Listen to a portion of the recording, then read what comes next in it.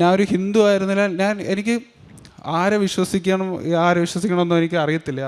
ആരെടുത്ത് പ്രാർത്ഥിച്ചാൽ എങ്ങനെ എന്ത് കിട്ടും. അങ്ങനെയാണ് ഞാൻ മാതാവിൻ്റെ അടുത്ത് പൂർണ്ണമായിട്ടും മാതാവിനെ ഞാൻ ഗോഡെന്നുപരി ഞാൻ ആസ് എ ഫ്രണ്ടായിട്ടാണ് കൂടുതൽ കണ്ടിട്ടുള്ളത്. ഞാൻ ഇങ്ങനെ സംസാരിക്കുമായിരുന്നു. പ്രേക്ഷിത പ്രവർത്തനമാണ് ഏറ്റവും മെയിൻ. എനിക്ക് തോന്നിയിട്ടുള്ളത് ഞാൻ ₹1 കൊടുത്തു കഴിഞ്ഞാൽ എനിക്ക് അന്നത്തെ ദിവസം ഒരു 100 രൂപയായിട്ട് കിട്ടും. അത്രയ്ക്കും കുറവാണ്. എനിക്ക് തോന്നുന്നു പ്രേക്ഷിത പ്രവർത്തനം ഏറ്റവും കൂടുതൽ ചെയ്താൽ അത്രയും നിങ്ങൾ കാരുണ്യ പ്രവർത്തനവും അത്രയും ചെയ്താൽ നിങ്ങൾക്ക് അത്രയും ട്രൂലി ബ്ലെസ്ഡ് ആയിട്ട് മാതാവ് നിങ്ങൾക്ക് തിരിച്ചു തരും.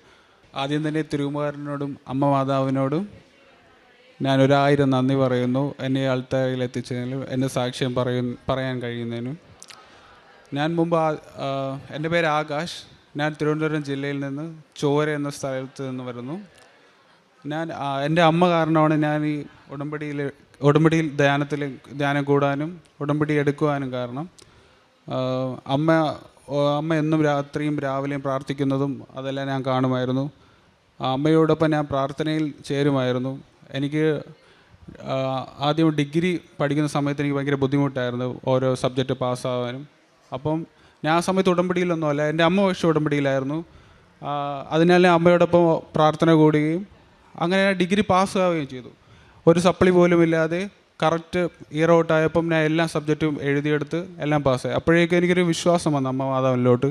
അങ്ങനെ അമ്മയോടും അച്ഛനോടും നിർബന്ധിച്ചാണ് ഞാൻ ഇവിടെ വന്ന് ഉടമ്പടി എടുക്കുകയും ആദ്യ ഉടമ്പടി ഞാൻ ഏപ്രിൽ മാസമാണ് എടുക്കുന്നത്. ലാസ്റ്റ് ഇയർ ഏപ്രിൽ മാസം എടുക്കുകയും ഞാൻ നോർമലിയുള്ള എൻ്റെ പഠിത്ത കാര്യത്തിനും മുന്നോട്ടുള്ള ഇതിനും പറ്റി ഞാൻ ഉടമ്പടിയിൽ എഴുതിയിട്ടുണ്ടായിരുന്നു. പിന്നെ സാമ്പത്തികമായിട്ട് എൻ്റെ വീട് ഭയങ്കര തകർച്ചയിലോട്ടായിരുന്നു. കാര്യം ആരും സഹായിക്കാനോ അച്ഛൻ്റെ ശമ്പളം ഭയങ്കര ബുദ്ധിമുട്ടായിരുന്നു. നമുക്ക് അത് അന്നുള്ള ചിലവിന് പോലും നമുക്ക് കഴിയാതുള്ള അനുഭവങ്ങൾ നമുക്കുണ്ടായിരുന്നു. ഡെയിലി പെട്രോൾ അടിക്കാൻ പോലും എനിക്ക് ചോദിക്കാൻ പറ്റാത്ത അവസ്ഥകളൊക്കെ ഉണ്ടായിരുന്നു. അച്ഛനോട് ചോദിക്കാൻ എനിക്ക് മടിയായിരുന്നു. കാര്യം എനിക്കറിയാം അച്ഛൻ്റെ പൈസ ഇല്ല. പക്ഷെ എന്നാലും അങ്ങനെ കഴിഞ്ഞിരുന്നു. ഞാൻ അങ്ങനെ ഉടമ്പടിയിൽ അതെല്ലാം എഴുതിയിട്ടുണ്ടായിരുന്നു. അച്ഛൻ്റെ ബുദ്ധിമുട്ടുകളും എൻ്റെ പഠിത്ത കാര്യത്തിനുള്ള ചിലവും എല്ലാം കഴിഞ്ഞു പോകാനേ നമുക്ക് എങ്ങനെയെങ്കിലും പൈസ ഉണ്ടാക്കി തരണമേ എന്ന്. പക്ഷേ ഞാൻ ഇവിടെ അന്ന് ഉടമ്പടി എടുത്ത് പോയതിൻ്റെ അന്ന് തന്നെ ഏകദേശം എൻ്റെ വീട് തിരുവനന്തപുരത്താണ്. അപ്പോൾ ഞാൻ ഇവിടെ നിന്ന് ഉച്ചയ്ക്ക് അന്ന് ഉടമ്പടി എടുത്തു കഴിഞ്ഞു. കഴക്കൂട്ടത്ത് എത്തിയപ്പോൾ തന്നെ അച്ഛനൊരു ഫാമിലി ഇതേപോലെ ഒരു ജോബ് ഓഫറായിട്ട് അച്ഛൻ വിളിക്കണം. അത്യാവശ്യം നല്ല സാലറി ഉണ്ട് അച്ഛന്. അങ്ങനെ ഒരു ജോലി അച്ഛന് കിട്ടുകയും എനിക്ക് പിറ്റേ ദിവസം തന്നെ എനിക്ക് വിചാരിച്ചൊരു ഡിപ്ലോമ കോഴ്സിന് എനിക്ക് അഡ്മിഷൻ എടുക്കാനും അത് സഹായിച്ചു. അങ്ങനെ തന്നെ ഫസ്റ്റ് അനുഭവം തന്നെ ഫസ്റ്റ് ഡേ എനിക്ക് കിട്ടി. ഇത്രയും പെട്ടെന്ന് സഞ്ചരിക്കുന്ന മാതാവാണെന്ന് ഞാൻ കേട്ടിട്ടുണ്ട്. പക്ഷേ ഇത്രയും പെട്ടെന്ന് സഞ്ചരിച്ചതിൻ്റെ ഓരോരോ വഴികൾ എനിക്ക് എത്തിച്ചു തരുമെന്ന് ഞാൻ ഒട്ടും തന്നെ പ്രതീക്ഷിച്ചിരുന്നില്ല. അങ്ങനെ ഞാൻ സാക്ഷ്യങ്ങളൊക്കെ ഇങ്ങനെ യൂട്യൂബ് വഴി കേൾക്കുമായിരുന്നു. അപ്പം ഞാൻ വിചാരിച്ചിരുന്നു എനിക്കും ഇതുപോലൊരു സാക്ഷ്യം ഉണ്ടാവുമോ മാതാവേ ദൈവമേ എന്നൊക്കെ വിചാരിച്ച് പ്രാർത്ഥിക്കും. ഞാനൊരു ഹിന്ദു ആയിരുന്നില്ല. എനിക്ക് ആരെ വിശ്വസിക്കണമെന്നോ എനിക്ക് അറിയത്തില്ല. ആരെടുത്ത് പ്രാർത്ഥിച്ചാൽ എങ്ങനെ എന്ത് കിട്ടും. അങ്ങനെയാണ് ഞാൻ മാതാവിൻ്റെ അടുത്ത് പൂർണ്ണമായിട്ടും മാതാവിനെ ഞാൻ ഗോഡെന്നുപരി ഞാൻ ആസ് എ ഫ്രണ്ടായിട്ടാണ് കൂടുതൽ കണ്ടിട്ടുള്ളത്. ഞാൻ ഇങ്ങനെ സംസാരിക്കുമായിരുന്നു. എനിക്ക് ഇത് ചെയ്തു തരണേ, എനിക്ക് നാളെ പോയി ഇത് സഹായിക്കണമേ. അങ്ങനെ ഞാൻ ഓരോരോ കാര്യങ്ങൾ പ്രതിസന്ധികളും ഏർപ്പെട്ട് പക്ഷെ അത് ഫ്രണ്ടിലൂടെ മാതാവിനെ പോയി എന്നെ എല്ലാ കാര്യവും അങ്ങനെ ഞാൻ ഡിപ്ലോമ കോഴ്സ് കംപ്ലീറ്റ് ചെയ്തു. പിന്നെ എനിക്ക് പുറത്തോട്ട് മാസ്റ്റേഴ്സിന് പോകണമെന്നായിരുന്നു അടുത്ത ആഗ്രഹം. അതിന് മുന്നേ എനിക്ക് കയ്യിലൊരു മുഴയുണ്ടായിരുന്നു. ഇവിടെ കയ്യിലൊരു ചെറിയൊരു മുഴയുണ്ടായിരുന്നു. ചെറുതല്ല, അത്യാവശ്യം നല്ലൊരു വലിയൊരു മുഴയുണ്ടായിരുന്നു.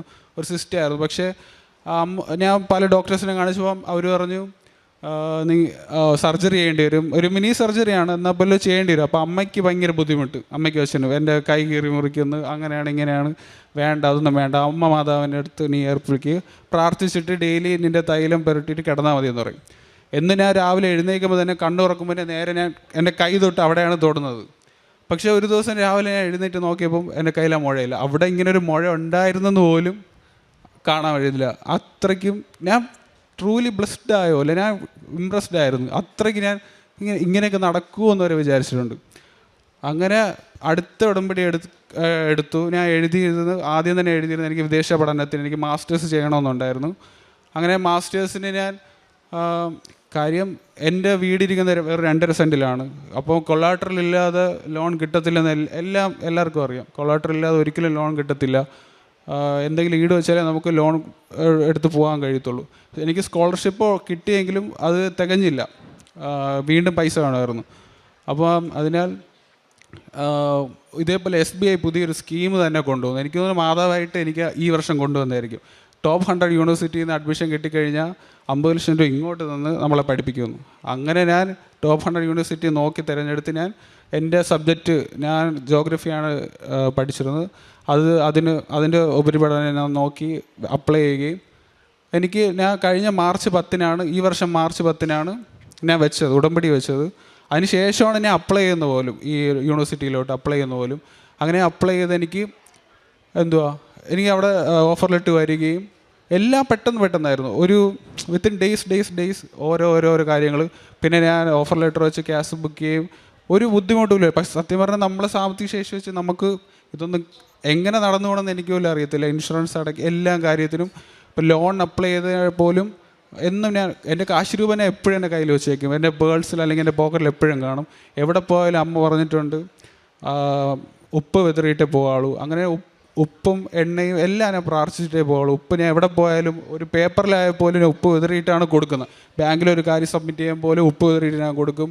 അങ്ങനെ എവിടെയൊക്കെ ഞാൻ ഇരുന്നിട്ടുണ്ട് അവിടെ എല്ലാം എൻ്റെ ഉപ്പ് കാണും. എന്നുവെച്ചാൽ ഉപ്പാണല്ലോ എല്ലാം എന്ന് പറയും പോലെ, അച്ഛൻ പറയും പോലെ ഞാൻ എല്ലായിടത്തും അത് വിതറുമായിരുന്നു. അതെല്ലാം ആയിരിക്കാം എന്നെ എന്നിട്ട് ലാസ്റ്റ് ഞാൻ തീരുന്നത്, ഈ ഉടമ്പടി തീരുന്നത് ലാസ്റ്റ് മന്ത് 10-ാം തീയതിയാണ്. എന്ന് വെച്ചാൽ മാർച്ച് 10-ന് ലാസ്റ്റ് മന്ത് 10-ാം തീയതി എൻ്റെ ഉടമ്പടി തീരുകയാണ്. കറക്റ്റ് 10-ാം തീയതി ഉച്ചയ്ക്ക് 12 മണിക്ക് ഞാൻ ഇവിടുന്ന് ഇറങ്ങുന്ന സമയമാണ്. മാർച്ച് 10-ാം തീയതി 12 മണിക്കാണ് ഞാൻ ഇവിടെ ഉടമ്പടി എടുത്തിട്ട് ഇറങ്ങുന്നത്. ലാസ്റ്റ് മന്ത് 10-ാം തീയതി ഞാൻ ക്ലാസ് കഴിഞ്ഞ് 12 മണിക്ക് ഇറങ്ങിയതും എൻ്റെ ലോണ് പാസ്സായി. എനിക്ക് എങ്ങനെ നടന്നെന്ന് എനിക്ക് പോലും അറിയത്തില്ല. അത്രയ്ക്ക് വണ്ടറായിരുന്നു. ഒരിക്കലും വിചാരിച്ചില്ല ഒരു ഈട് പോലും വെക്കാതെ 50 ലക്ഷം രൂപ വെറുതെ ഒരാൾക്ക് എൻ്റെ ഒരു പേരിലാണ് തരുന്നത്. നമുക്ക് ആരെങ്കിലും ഒരാൾ വസ്തുവോ വീടോ വയ്ക്കുന്ന ഒരു ആവശ്യമില്ലാതെ എൻ്റെ ഒരു ഓഫർ ലെറ്ററിൻ്റെ ബേസിൽ എനിക്ക് 50 ലക്ഷം രൂപ കിട്ടി. 60th റാങ്കാണ്, വേൾഡ് ഗ്ലോബൽ 60th റാങ്കിൽ എനിക്ക് അഡ്മിഷൻ കിട്ടി. എനിക്ക് ഇത്രയും മാർക്കൊന്നുമില്ല, എനിക്ക് കിട്ടാൻ മാത്രം മാർക്കും ഇല്ല. അതാണ് വേറൊരു പോയിന്റ്. എനിക്ക് ഒട്ടും യോഗ്യതയില്ല, എനിക്ക് തന്നെ അറിയാം. പക്ഷെ എന്നാലും ഞാൻ അപ്ലൈ ചെയ്തു. കിട്ടി പോയി എന്ന് വെച്ചാൽ വേറൊരു മാർഗ്ഗം എനിക്കില്ല. എനിക്കിനി എങ്ങനെയും വിദേശത്ത് പോയി പഠിച്ച് അവിടെ നിന്ന് മുന്നോട്ട് എങ്ങനെയും പോകാനാണ് പ്ലാൻ. കാര്യം എന്നെ സഹായിക്കാൻ, എൻ്റെ കുടുംബത്തിനെ സഹായിക്കാൻ ആരുമില്ല, അതെനിക്കറിയാം. അച്ഛൻ്റെ ഒരു ജോലി ബേസിലാണ് നമ്മളിങ്ങനെ കഴിഞ്ഞു പോകുന്നത്. അപ്പം എനിക്കൊരു കുടുംബത്തിനെ എങ്ങനെയും താഴ്ത്താങ്ങായിട്ട് എനിക്ക് കൊണ്ടുപോകണം. അതിനാണ് ഞാൻ ഇതെല്ലാം ചെയ്തത്. അങ്ങനെ എനിക്ക് അവിടെ അഡ്മിഷൻ കിട്ടി. ഇപ്പോൾ എല്ലാം കഴിഞ്ഞ വിസയ്ക്ക് അപ്ലൈ ചെയ്തേക്കാണ്. ഇനിയിപ്പോൾ നെക്സ്റ്റ് വീക്ക് വിസ വരാൻ വേണ്ടിയാണ് ഞാൻ ഇപ്പോൾ അടുത്തുടമ്പടി എടുക്കാൻ വേണ്ടി വന്ന് പ്രാർത്ഥിക്കുന്ന പോലും. അതെനിക്ക് ലഭിക്കുമെന്ന് തന്നെ തോന്നുന്നു. അങ്ങനെ ഓരോരോ പ്രതിസന്ധികളും അമ്മ മാതാവ് ഞാൻ സഞ്ചരിക്കും മുന്നേ അമ്മ മാതാവ് എന്നെ മുന്നിലേ കണ്ട് അതെല്ലാം എന്നെ ഹെൽപ്പ് ചെയ്ത് ഫ്രണ്ടിലോട്ട് പോവും. എനിക്കിതുവരെ ഒരു പ്രതിസന്ധി എനിക്ക് നേരിടേണ്ടി, ഞാൻ കരഞ്ഞിട്ട് പോലും ഞാൻ എന്നും രാത്രി സംസാരിക്കും. അതാണ് ഏറ്റവും കൂടുതൽ ചെയ്യുന്നത്. എന്നും രാത്രി ചെന്ന് സംസാരിക്കും, ഇതേപോലെയാണ്, നാളെ ഇങ്ങനെ പോകണം, നാളെ ഒരു ഇൻ്റർവ്യൂ ഉണ്ട്, സഹായിക്കണേ. എൻ്റെ സ്വന്തം അമ്മയോട് സംസാരിക്കുമ്പോൾ അമ്മ മാതാവിനായിട്ട് ഞാൻ സംസാരിക്കും. അങ്ങനെയാണ് ഞാൻ ചെയ്തു പോയി. ഇതുവരെയുള്ള എല്ലാ കാര്യവും എന്നെ വളരെ ഹെൽപ്ഫുള്ളായി, ഗ്രേറ്റ്ഫുള്ളായി. മദർ ഈസ് ഡിവൈൻ എന്ന് പറയും പോലെ she help me a lot. അങ്ങനെ ഞാൻ അത്രയ്ക്കും ബ്ലെസ്ഡായിട്ട് എനിക്ക് തോന്നിയൊരു മൊമെൻ്റാണ്. ഇപ്പോൾ ഇവിടെ നിൽക്കുന്ന അത്രയ്ക്കും ഞാൻ ഗ്രേറ്റ്ഫുള്ളാണ്. ഇവിടെ നിന്ന് നിങ്ങൾ ഇത്രയും പേരുടെ മുന്നിൽ ഇത്രയും പറയാൻ വേണ്ടി. ഞാൻ പ്രേക്ഷിത പ്രവർത്തനമായിട്ട് നടത്തിയെന്ന് വെച്ചാൽ ഞാൻ സ്റ്റുഡൻറ്റ് എനിക്ക് അത്രയും ഹെൽപ്പൊന്നും ചെയ്യാൻ കഴിഞ്ഞിട്ടില്ല, എനിക്ക് തന്നെ അറിയാം. പക്ഷേ എൻ്റെ മുന്നിൽ കാണുന്നത് ചിലപ്പോൾ ഒരു ഭിക്ഷക്കാരായിരിക്കാം, അല്ലെങ്കിൽ വിശന്നിരിക്കുന്ന ഒരാളായിരിക്കാം. ഞാൻ അവർക്ക് ചിലപ്പോൾ ഒരു ചായ വടയായിരിക്കും ഞാൻ വാങ്ങിച്ചു കൊടുക്കുന്നത്. എന്നെ കൊണ്ടാവുന്ന രീതിയിൽ ഞാൻ കയ്യിൽ ഉള്ള പൈസയൊക്കെ ഞാൻ കൊടുക്കും. ഇപ്പം ഞാൻ വഴിയെ ചിലപ്പോൾ പോകുമ്പം ഒരു ലോട്ടറി ഒരു അപ്പനുണ്ട്, മിക്കവാറും ഞാൻ കാണും. ഇപ്പം ഞാൻ ഇടയ്ക്ക് എൻ്റെ കയ്യിൽ ഒരു 100 രൂപ ഉള്ളപ്പം ഞാൻ ഒരു ലോട്ടറി എടുത്തിട്ട് ബാക്കി വെച്ചേക്കാൻ പറയും. ഞാൻ എഡിറ്റൊക്കെ ചെയ്യും, വീഡിയോ ഒക്കെ ഇങ്ങനെ എഡിറ്റൊക്കെ ചെയ്യും. അപ്പം ഞാൻ ഒരു 100 രൂപ കൊടുത്ത് എനിക്ക് അന്നത്തെ രാത്രി ചിലപ്പോൾ എനിക്ക് 1000 രൂപയായിട്ട് കിട്ടും. ഞാൻ അങ്ങനെയൊക്കെ പ്രേക്ഷിത പ്രവർത്തനമാണ് ഏറ്റവും മെയിൻ. എനിക്ക് തോന്നിയിട്ടുള്ളത് ഞാൻ 1 രൂപ കൊടുത്തു കഴിഞ്ഞാൽ എനിക്ക് അന്നത്തെ ദിവസം ഒരു 100 രൂപയായിട്ട് കിട്ടും. അത്രയ്ക്കും കുറവാണ്. എനിക്ക് തോന്നുന്നു പ്രേക്ഷിത പ്രവർത്തനം ഏറ്റവും കൂടുതൽ ചെയ്ത അത്രയും നിങ്ങൾ കാരുണ്യ പ്രവർത്തനം അത്രയും ചെയ്താൽ നിങ്ങൾക്ക് അത്രയും ട്രൂലി ബ്ലെസ്ഡായിട്ട് മാതാവ് നിങ്ങൾക്ക് തിരിച്ചു തരും. അത് 1 രൂപ ഇൻവെസ്റ്റ് ചെയ്താൽ നിങ്ങൾക്ക് 1000 രൂപ അല്ലെങ്കിൽ 1 കോടി രൂപയായിട്ട് നിങ്ങൾക്ക് തിരിച്ച് ഇൻവെസ്റ്റ്മെൻറ്റ് തന്നിരിക്കും. അതാണ് എനിക്ക് ഏറ്റവും എനിക്ക് തോന്നിയൊരു അനുഭവം. അങ്ങനെ പത്രമൊക്കെ ഞാൻ എല്ലാ വീടുകളിൽ തോറും വിതരണം ചെയ്യും. പിന്നെ എൻ്റെ ഫ്രണ്ട്സിനോടൊക്കെ ഞാൻ പറയും. ആദ്യമൊക്കെ അവർ ഒട്ടും വിശ്വാസമില്ല, പക്ഷേ അവർ തന്നെ ഇതേപോലെ ഞാൻ ഇവിടെ നിന്ന് ലോക്കറ്റ് മേടിച്ചിട്ട് അവർക്കൊക്കെ കൊടുക്കും. അവർ പ്രാർത്ഥിക്കുമ്പോൾ അവരുടെ കാര്യങ്ങളൊക്കെ നടക്കുന്നത് കണ്ട് അവർ എന്നോട് ഇന്നു പോലും പറഞ്ഞിട്ടുണ്ട്, എനിക്കത് മേടിച്ചുകൊണ്ട് വരണേ, ആ സാധനം എന്തെങ്കിലും മേടിച്ചുകൊണ്ട് വരണേ, മാതാവിൻ്റെ മറ്റേ മാലയൊക്കെ മേടിച്ചുകൊണ്ട് വരണേ, അങ്ങനെയൊക്കെ പറയും. അത്രയ്ക്കും ഞാൻ എല്ലാവരുടെ അടുത്തും പറയും, എൻ്റെ അനുഭവങ്ങൾ ഞാൻ എല്ലാവരോടും പറയും. എനിക്കതിനൊരു മടിയുമില്ല. ഇത്രയൊക്കെ അനുഭവങ്ങളാണ് എനിക്ക് ഉണ്ടായത്. ഇപ്പം സാമ്പത്തിക ശേഷി നമുക്ക് കുഴപ്പമില്ലാതെ, നമുക്ക് അച്ഛൻ്റെ നല്ല ജോലിയുണ്ട്, ഇപ്പം കുഴപ്പമില്ലാതെ നമുക്ക് നല്ല രീതിക്ക് പോകാൻ കഴിയുന്നുണ്ട്. പിന്നെ വിസയ്ക്കിനായി ഇപ്പോൾ അപ്ലൈ ചെയ്തിരിക്കുന്നത്. ഈ സെപ്റ്റംബറിലാണ് എനിക്ക് ഇൻടേക്ക് പോവേണ്ടതെല്ലാം. ഇത്രയാണ് എനിക്കുണ്ടായ അനുഭവങ്ങൾ. ഇതെല്ലാം നടത്തി തന്നതിനും യേശുക്രിസ്തുവിനോടും അമ്മ മാതാവിനോടും 1000 നന്ദി.